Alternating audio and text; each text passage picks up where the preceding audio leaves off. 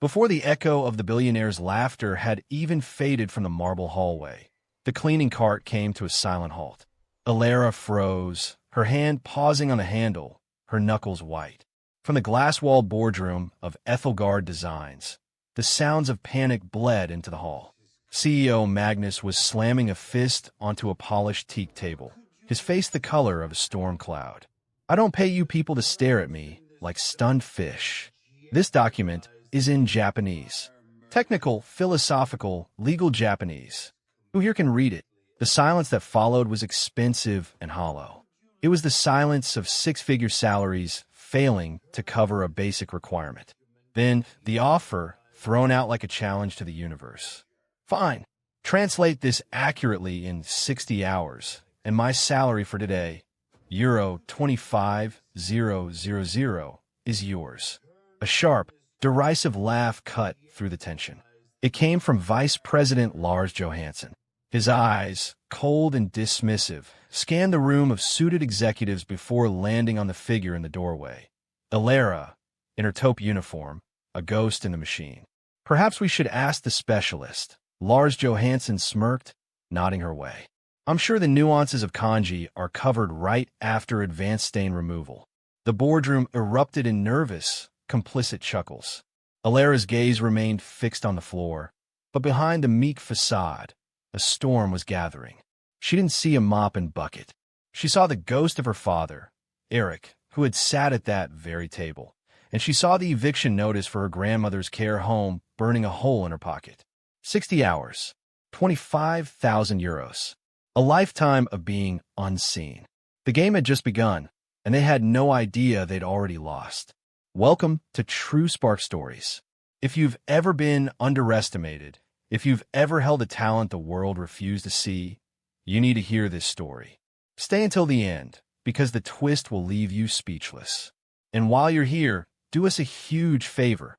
Hit that subscribe button and ring the notification bell. Your support lets us bring more hidden stories like this to light. Now, let's get back to that hallway. Elara pushed her cart forward, the wheels whispering on the marble, a sound as insignificant as they believed her to be. She was the morning phantom at Ethelgard, the one who left streaks on windows and empty wastebaskets in her wake. To Magnus and his wolves, she was part of the building's utilities. They didn't know her name. They called her the Polish girl, or simply didn't call her at all. As she polished the brass nameplate outside the boardroom, she listened. The contract was from Kaido Traditions, a legendary Japanese firm obsessed with the soul of craftsmanship, with concepts like wabi-sabi and ma. To them, a business deal was a marriage of philosophies. To Ethelgard's brass, it was just lines of confusing text stopping a river of money. Her phone vibrated, a grim counterpoint to the corporate panic. It was a final notice from Soulhaven Nursing Care.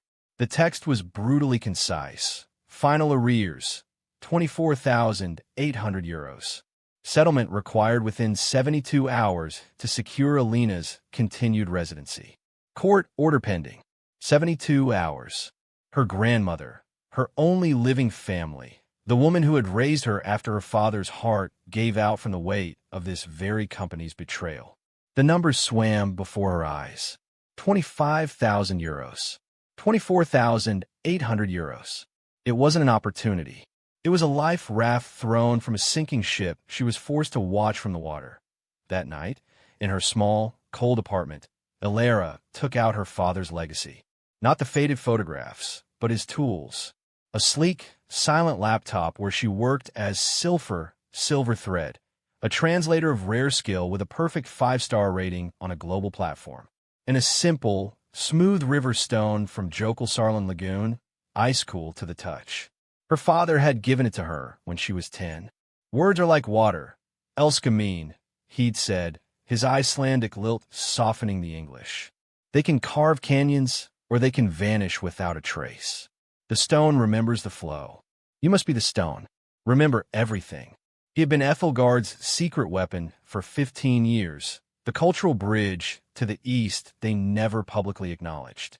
When they'd swallowed all his knowledge, they'd let him go in a strategic downsizing. No farewell, no pension, just a black mark in the industry that left him unemployable. The stone felt heavy in her palm. The next morning, the boardroom was empty, the crisis temporarily adjourned. The Kaido contract lay forgotten on a side table, a single page peeking out from a leather folder. Elara's breath caught. The header, the specific terminology, it was her father's last, unfinished project. The one he said would redefine ethical design. She glanced around. The cameras were old, their lenses pointed elsewhere. A reckless, desperate idea took root. She wouldn't reveal herself. Not yet, but she could send a signal. That evening, after her shift, she didn't go home. She used her master key, her heart a frantic drum against her ribs. In the silent, dark boardroom, illuminated only by the city's glow, she studied the first page. It wasn't just a contract. It was a poem of constraints and expectations, woven with terms like kanso, simplicity, and saijiku, tranquility. Lars Johansson's crude handwritten notes in the margin were an obscenity on the text. Probably means cheap materials, he'd scrawled next to kanso. Elara's lip curled. With a steady hand, on a bright yellow sticky note, she wrote a perfect, elegant translation of the key paragraph, explaining how kanso here referred not to cost, but to a structural and spiritual purity essential to the partnership. She signed it with a small, hand-drawn symbol, a single, unbroken silver thread. She placed it squarely on Magnus' leather chair. The reaction was volcanic, but not in the way she expected. Arriving early the next day, she heard Magnus' booming voice from behind the closed door. Now, this is insight. This silver thread person understands. This is what I pay for. Then, the sound that made her blood freeze. Lars Johansson's voice, smooth as oil. Thank you, Magnus. I've been immersed in this through the night. It's about peeling back the unnecessary layers to reveal the core value. My private tutor in Kyoto would be proud. He was stealing it. He was taking her lifeline, her father's wisdom, and wearing it as his own. The door opened, and the executives filed out, Magnus clapping Lars Johansson on the back. Finally, someone showing some damned initiative. As they passed, Lars Johansson's eyes met Elara's for a fraction of a second. There was no recognition of her person, only a cold, calculative glint, as if checking that a piece of furniture was still in its proper, silent place. The anger that rose in Elara was a clean, sharp flame. But the fear was colder and deeper. She was trapped. If she spoke now, she'd be fired for breach of protocol, for being somewhere she shouldn't have been. Her grandmother would be out on the street. She was caught in a web of her own making, watching a spider claim her work. The countdown in her head was now a deafening tick-tock. 50 hours until the translation deadline. 68 hours until her grandmother's eviction. And Lars Johansson was ascending on the wings of her stolen feathers. But this was only the first move. The opening gambit in a high-stakes game where Elara was the only player who knew all the rules. What she would uncover next in the document's fine print would transform her personal fight into a moral war. She was about to discover that Ethelgard's deal with Kaido wasn't just about money. It was about erasing her entire history. Don't go anywhere. The moment she decides to fight back is coming, and you will not believe how she does it. If you're invested in Elara's fight, show it. Drop a comment below with the word echo to let us know you're part of this story. And subscribe. The best part is coming up. The stolen credit was a poison, but the silence was a prison. Elara moved through her days at Ethelgard like an automaton, her mind churning behind a mask of docile indifference. She watched Lars Johansson hold court in the boardroom, parroting the insights from her sticky note with the arrogant flair of a born performer. The Kanso principle is our gateway, he declared to a rapt audience, his fingers stabbing the air. It's about strategic reduction, people, cutting the fat. Elara, wiping down the glass wall, fought the urge to scream. He was turning a philosophy of respectful simplicity into a corporate buzzword for ruthless cost-cutting. He was gutting her father's life's work in real time. The need to act, to correct this perversion, was a physical ache. That night, hidden in the custodial closet with its smell of bleach and lemon polish, she used her phone to photograph the next 10 pages of the contract. The text glowed on her screen, a labyrinth of intricate clauses.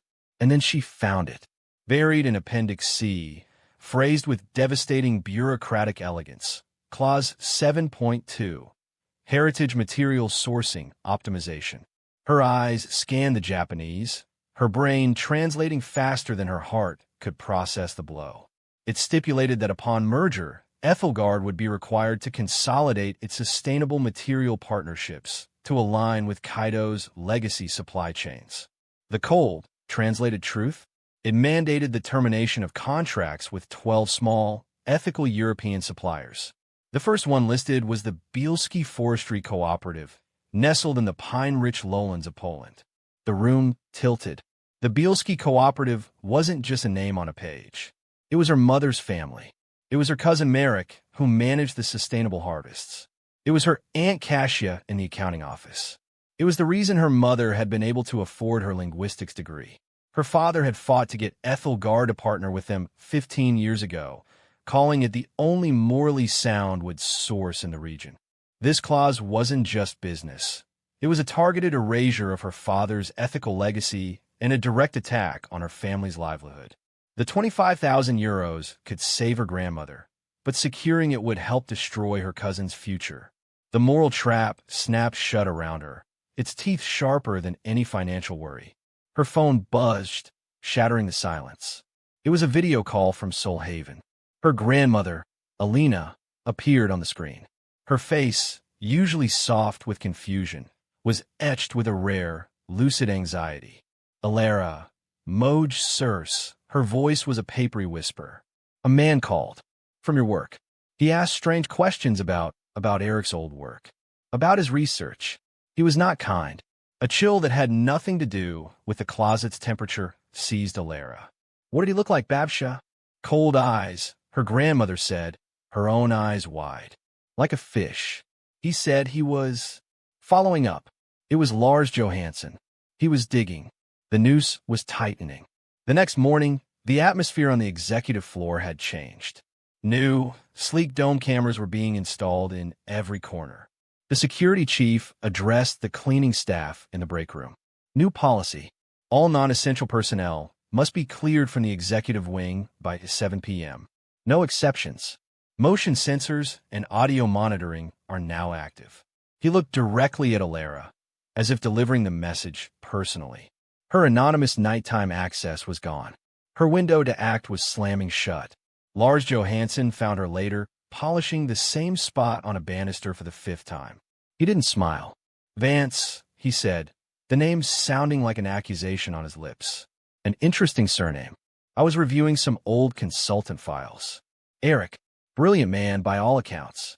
A tragic loss. He paused, watching her freeze. You share his eyes, and his geographical heritage. Polish mother, I believe. Elara kept her gaze on the wood, her accent thickening instinctively into the protective, broken English they expected. Is yes. My father. He is passed. I know, Lars Johansson said softly, taking a step closer. He reached into his pocket and pulled out the smooth, gray river stone. He tossed it casually, catching it again. Sentimental clutter, I'm afraid. Against revised security policy, non-uniform items can be used to conceal all sorts of things. He pocketed the stone, her father's final touchstone, her talisman. We're a security-conscious company now, especially with this sensitive Kaido deal. Wouldn't want any linguistic leaks. The threat hung in the air, unspoken but crystal clear. I know it's you. And I have you measure. The formal reprimand arrived by email an hour later. Subject: written warning, possession of unauthorized materials, and breach of clean zone protocol. It cited a potential security risk and stated that further infractions would result in immediate termination. It was signed by Lars Johansson, VP of Operations. Elara sat on a closed toilet lid in the staff bathroom, trembling not from fear, but from a rage so pure it threatened to incinerate her from the inside. They had taken her credit. They were threatening her family's livelihood. They had stolen her father's stone. They were painting her as a criminal. And they were doing it all while standing on the foundation her father had built. Defeated, she visited Solhaven that evening. Her grandmother was agitated, trapped in a loop of confusion. The stone, Elara. He has the stone. The stone from the slow water. It holds the memory. Your father's words, they're not lost. They're in the Ma. She clutched Elara's hand, her grip surprisingly strong. Ma. The space between. The pause. The black book, the echo. Look into pauses. Then the moment of clarity faded, and she was gone again, leaving Elara with a cryptic fragment. Ma. The Japanese concept of negative space. The crucial pause between notes that makes the music. The black book. It wasn't her father's published work. It was something else. Rushing home, she tore through the storage boxes under her bed. Finally, her fingers brushed against cold, worn leather. She pulled out a thick, unlabeled black notebook. Opening it, her breath caught. It was her father's research journal, a chaotic, beautiful tapestry of handwritten notes in 4 languages, diagrams of joinery that mirrored philosophical concepts, and pressed flowers from Icelandic cliffsides next to quotes from Japanese masters. This wasn't a translation guide. It was the map to his mind, to the very soul of the concepts Kaido revered. On a page titled Ma in the unspoken contract he had written, to understand a Kaido agreement, you must translate not only the words, but the intentional silence between them. Their contracts are haiku. The power is in what is withheld. Elara hugged the book to her chest, a spark igniting in the darkness. They had taken the stone, but they didn't know about the source. Lars Johansson had the symptom, but she had the diagnosis. The battle was no longer about translating words.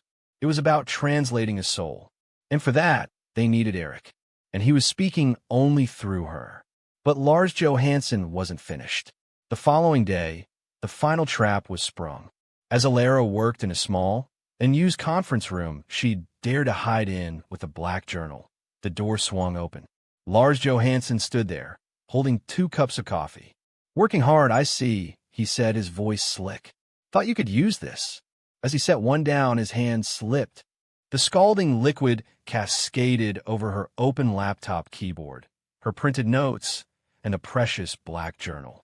Elara gasped, snatching the journal away, frantically dabbing its leather cover as the laptop screen fizzed and went black. Oh, how dreadfully clumsy of me, Lars Johansson said, not sounding sorry at all. He plucked a steaming, sodden USB drive from the pool of coffee. This looks important. Don't worry, I'll have IT try to recover the data. But really, you shouldn't leave confidential company documents lying around in such a vulnerable state. He turned to leave, a smirk playing on his lips. Magnus expects the final translation in 12 hours. I do hope your equipment holds up. The door clicked shut, leaving her in the silence of ruin. She was beaten, soaked, digitally crippled. The clock screamed in her head, 12 hours. Her grandmother's fate, her family's cooperative, her father's honor, all drowning in a puddle of cheap coffee. She looked down at the black journal. The cover was damp, but inside, her father's ink held fast. The power is in what is withheld. Lars Johansson had taken everything visible, but he couldn't take what was in the Ma, in the pauses, in the profound space of understanding she held within her. He'd just made one fatal mistake. He'd shown her she had nothing left to lose. The invisible maid was done cleaning up other people's messes. It was time to make one of her own, and it would be magnificent. What happens when the ghost decides to answer the door? The final confrontation is coming, and it will rewrite every rule. Are you ready to see Elara turn the tables? Show your support in the comments. Type justice for Elara. And don't forget to subscribe for the stunning conclusion. The damp, acrid smell of coffee hung in the air of the small conference room, a funeral scent for her hopes. Elara stared at the dead laptop, the sodden pages of her notes, and the cold, mocking emptiness where her father's stone had once been. 12 hours. The numbers were no longer a countdown. They were a verdict. She felt the weight of it all. Her grandmother's fragile body in a nursing home bed, her cousin Marek's proud smile among the Polish pines, her father's ghost in this very building, pressing down, threatening to crack her spine. She could almost hear Lars Johansson's satisfied chuckle from the hallway. He believed he had won. He believed he had successfully contained a leak, neutralized a nuisance, and paved his way to a promotion with stolen brilliance. But then her fingers, trembling, traced the embossed cover of the black journal. The leather was warm now from her grip, not cold like the stolen stone. Her grandmother's words echoed. Look in the pauses. This book wasn't just notes, it was a record of the the profound space between the technical terms where true understanding lived. It was the one thing Lars Johansson could not steal because he could not comprehend it. The anger that had been a cold, hard knot in her stomach dissolved, replaced by a terrifying, crystalline clarity. The time for hiding was over. The ghost was ready to speak. She stood, gathering the coffee-stained papers and the sacred black journal. She did not go to the IT department. She did not run home to cry. She walked, with a purpose that made her uniform feel like a disguise she was about to shed, straight to the office of Magnus' executive assistant. The woman, Petra, looked up with practiced indifference. The cleaning staff access is on the lower. I'm not here about cleaning, Elara said, her voice quiet but stripped of the false, broken accent. It was pure, clear, and carried a timbre of authority that made Petra blink. I'm here to see Magnus. I have completed the translation of the Kaido Traditions merger proposal, and I need to discuss critical errors in the version Vice President Johansson intends to submit. Petra's eyebrows shot up. I'm sorry, who are you? My name is Elara Vance. My father was Eric. And in 6 hours, this company will sign a document that will breach international trade laws, violate its own ethical commitments, and cause Kaido Traditions to walk away, taking a quarter of your market share with them. Please tell Magnus I am waiting. The gamble was colossal. Petra, skeptical but alarmed by the specific, dire language, picked up the phone. 5 minutes later, Elara was ushered into Magnus' cavernous office. He did not look up from his desk. This is a very busy day, miss. Vance, is it? Petra says you have a dramatic claim. It's not a claim. It's a fact. Lars Johansson's translation is not just inadequate. It is a deliberate misdirection. She placed the black journal on his desk, opening it to a tab page. Clause 7.2. He has translated heritage material sourcing optimization as a suggestion for supplier consolidation. In reality, it is a binding requirement to terminate specific ethical partnerships, including the Bielski Forestry Cooperative. Magnus finally looked at her, his interest now piqued, not by her, but by the risk. And you know this how? Because my father helped draft the original sustainability accord with Bielski 15 years ago. The terms are here, in his hand. She pointed to the journal. More critically, on page 4, Johansson has translated wabi-sabi as rustic, cost-effective aesthetic. To Kaido, wabi-sabi is a spiritual principle, the beauty of imperfection, transience, and honest wear. To call it cost-effective is not a translation error. It is a profound cultural insult. Submitting his version will be seen as a declaration that Ethelgard is Philistin. They will reject the deal outright. Magnus leaned back, steepling his fingers. A storm brewed behind his eyes. You speak Japanese. I speak the language, and I understand the culture Kaido is built upon. Lars Johansson does not. He is selling you a bridge made of paper, and it will collapse the moment you try to cross it.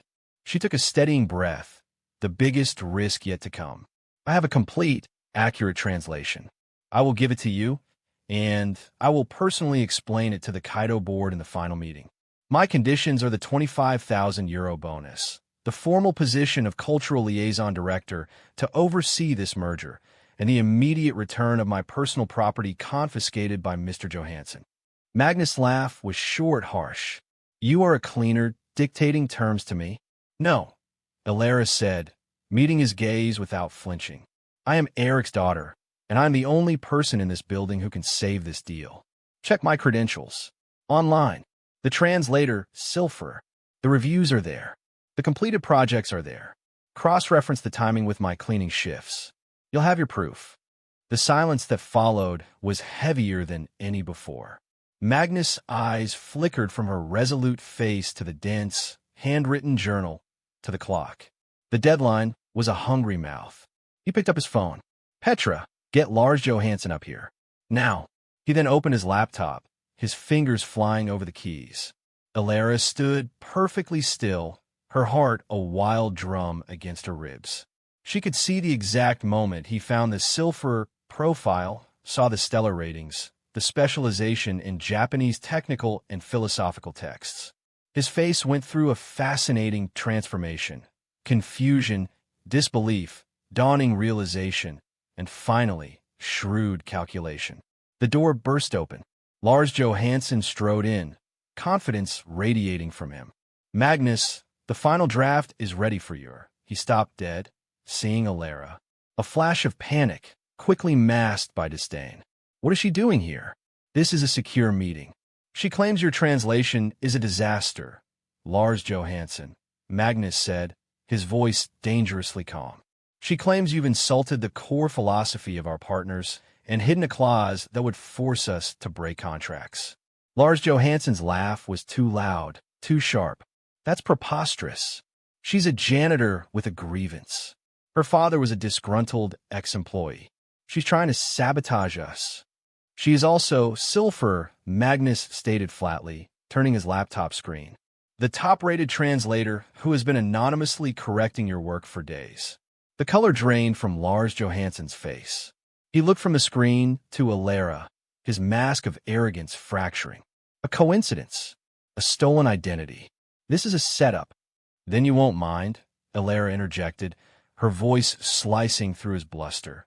"If we proceed to the final video conference with Kaido, you can present your translation, and I will be in the room to provide real-time cultural clarification." She let the offer hang, a guillotine poised. Lars Johansson's eyes darted, searching for an escape that wasn't there. The cultural nuances are delicate. An untrained person speaking out of turn could." "The meeting starts in 20 minutes, Magnus interrupted, his decision made. He looked at Elara, a CEO assessing a new, unexpected asset. "You will both be in the boardroom. Johansson, you will present.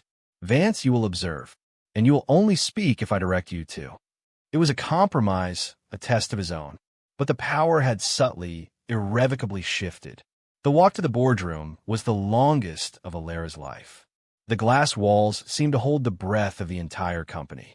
Inside, the massive screen was already active, showing the empty, serene meeting room of Kaido traditions. Lars Johansson fumbled with his notes, sweating. Elara took a seat in the shadowed back, the black journal in her lap, her father's river stone, retrieved by a silent order from Magnus, cool in her palm. This was it.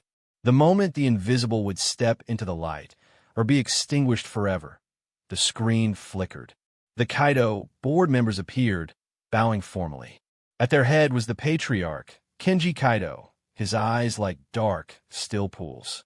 The final act was about to begin, and every word would be a battle.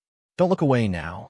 The confrontation is here, and the truth is seconds away from shattering everything they thought they knew. If your heart is pounding for Elara, tell her in the comments. Type, "You've got this," and subscribe right now. The jaw-dropping finale is next. The air in the Ethelgard boardroom was so still it felt brittle. On the massive screen, the assembled members of Kaido traditions gazed back with an unnerving, collective serenity. Lars Johansson began his presentation, his voice slick with a confidence that rang hollow in the silent room. He clicked through his slides, paraphrasing the translated clauses. When he reached the section on aesthetic principles, he gestured grandly. "And so, we embrace the wabi-sabi essence, a wonderfully pragmatic approach that aligns with our goals of rustic charm and cost-effective material sourcing."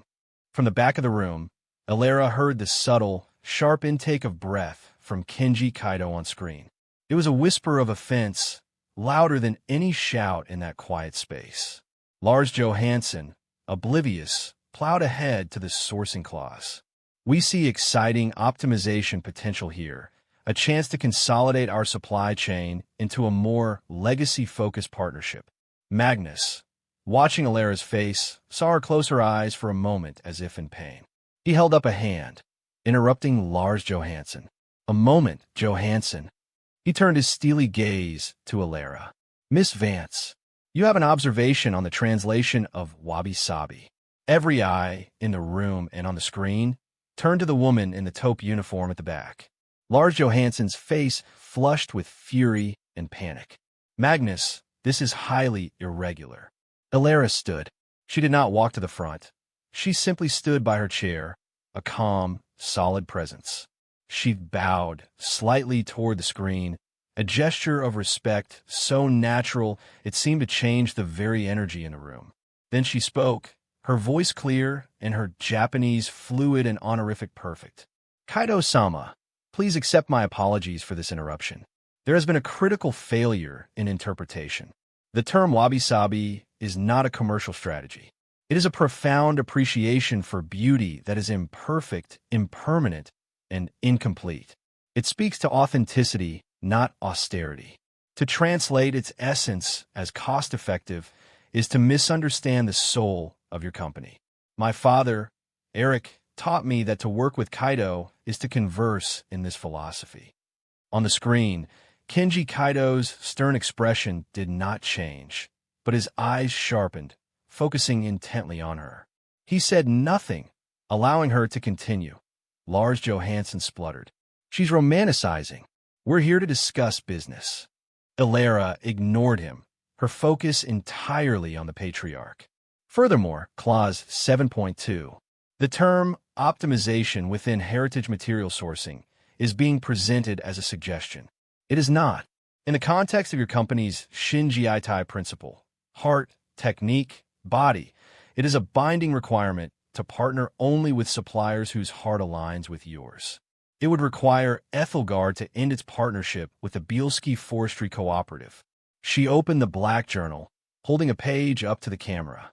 It showed her father's neat sketch of the Bielski forest alongside Japanese characters for integrity and sustenance. This cooperative was vetted by my father 15 years ago. They do not just supply wood. They practice Satoyama, community-based stewardship. Removing them would violate the heart of the clause he wrote. The previous translation, she said, finally glancing at Lars Johansson, obscured this moral imperative and presented it merely as a financial one. That is a fatal error. The silence from Tokyo was absolute. Then, Kenji Kaido spoke for the first time, his voice a low, gravelly rumble. The black book, and the stone from the slow water. You are Eric's echo. Elara's breath caught. She hadn't shown the stone. You knew my father? Knew him, Mr. Kaido said, a hint of something like warmth touching his eyes. He was a rare bridge, a true Tsujin. We designed this partnership framework with him years ago. We were told he had left Ethelgard. We have waited to see if any of his spirit remained within these walls, or if it had all been paved over for profit. The deliberately complex language of this contract. It was a test. We have been waiting for the silver thread to appear. The revelation landed like a thunderclap in the boardroom. Magnus' head swiveled from the screen to Lars Johansson, whose face was now ashen. The entire negotiation, the crisis, the prize, it had all been a trapdoor under Ethelgard's feet, and Elara had been the only one who knew where the solid ground was. Your employee, Mr. Kaido continued, nodding toward Lars Johansson, has failed this test comprehensively. He has shown a heart concerned only with optimization and cost. But the echo, he looked at Elara. She has translated not just the words, but the ma between them. She has passed. Magnus found his voice, the voice of a businessman who now saw his entire deal hinging on the cleaning woman at the back of the room. Mr. Kaido, please accept our deepest apologies for the miscommunication. Miss Vance's insights are now the cornerstone of our approach. She will lead the cultural integration. The deal, Mr. Kaido stated, will proceed only with Miss Vance as the named cultural liaison director, the direct conduit between our companies. Her authority on matters of cultural and ethical interpretation must be absolute. This is non-negotiable. It is agreed, Magnus said immediately, the words tasting of both victory and profound humility. Lars Johansson made a small, choked sound. Magnus, you can't. Security is already clearing your office, Johansson, Magnus said without looking at him. You're terminated for gross professional misconduct and attempted fraud. Get out. Two uniformed guards entered, their presence final. As Lars Johansson was led away, his stunned gaze locked on Elara. Not with hatred now, but with the bewildered look of a man who realized he'd been fighting a shadow while the real threat was the foundation he stood on. After the call ended, the boardroom was steeped in a new kind of quiet. Magnus turned to Elara. He pulled a checkbook from his desk. He wrote the figure, 25,000 euros. He tore it off, then paused and wrote a second check for 50,000 euros. The first is the prize. The second, he said, sliding them both across the table, is a signing bonus for your new role as Director of Cultural Liaison. Your salary will be commensurate with the position, effective immediately. Your grandmother's care will be covered under our new extended health plan. Elara took the checks, the paper feeling insubstantial compared to the weight that had lifted from her soul. And my father's research? His name. Magnus nodded, a look of genuine, if belated, respect on his face. The Vance Fellowship for Ethical Linguistics. Fully funded. His name goes back on the projects he built. And you, he added, have an office to furnish. I suggest you start by getting out of that uniform. 6 months later, the view from Elara Vance's corner office was of Copenhagen's awakening streets. On her desk sat her father's black journal, open to a page about resilience. Next to it, the river stone from Jokelsarlen rested on a stand of polished ash wood, sourced from the Bielski Cooperative. Her first official act had been to not only secure their contract in perpetuity, but to expand it. Her grandmother, Alina, now sat in a sun-drenched room at the best care facility in the city, her lucid moments filled with pride, not fear. The Eric Vance Fellowship had its first 3 recipients, a Syrian poet, a Mongolian code preserver, and a former security guard, Akim, whose engineering degree from Egypt was finally being recognized as she moved him into the facilities management team. Elara stood at the window, the quiet leader of a quiet revolution. Talent, she had learned, isn't always loud. Sometimes it's a whisper in 4 languages, pushing a cleaning cart. Sometimes it's the echo of a father's love, resonating through the spaces others thought were empty. Sometimes the most powerful thing you can do is not just become visible, but become undeniable. She picked up her father's stone, cool and solid, and smiled. The echo had found its voice, and it was building a new, more beautiful sound.